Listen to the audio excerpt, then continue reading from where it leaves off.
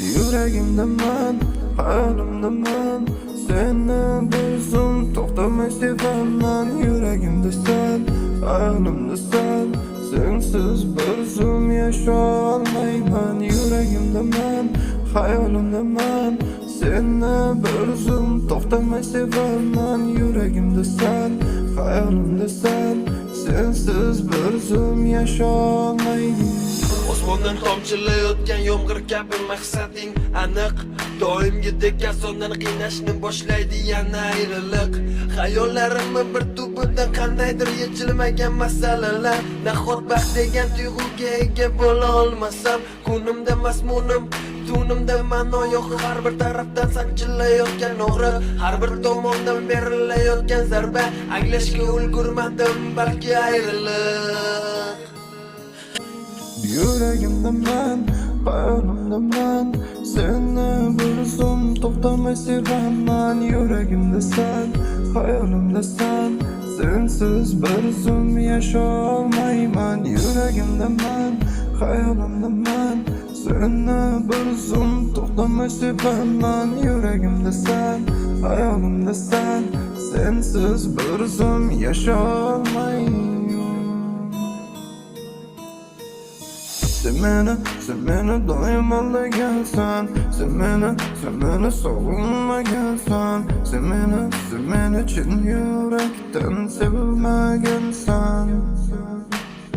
Sen beni doim aldagansan, sen beni sog'inmagansan, sen beni chin yurakdan sevilmagansan.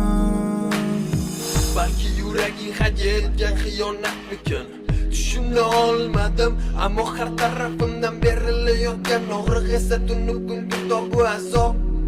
Xuddi yuraging shindan bir qasr, lekin darvozasi yo'q. Har bir holatim yodga solib sanib, balki mehr shafqat kunduzi tunda har doim, ammo mani begunoh tuyg'ularimga emas.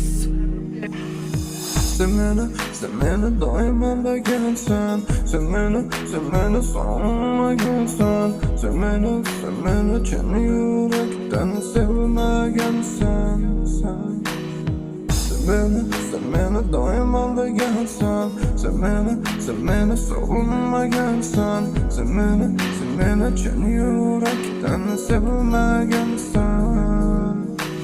Yüreğimde ben, hayalimde ben, seni bir zum to'xtamay sevaman. Yüreğimde sen, hayalimde sen, sensiz bir zum yaşayolmayman. Yüreğimde ben, hayalimde ben, seni bir zum to'xtamay sevaman. Yüreğimde sen, hayalimde sen, sensiz bir zum yaşayolmayman. Sen beni doim aldagansan, sen beni sog'inmagansan, sen beni doim aldagansan, sen beni sog'inmagansan, sen beni chin yurakdan sevmagansan.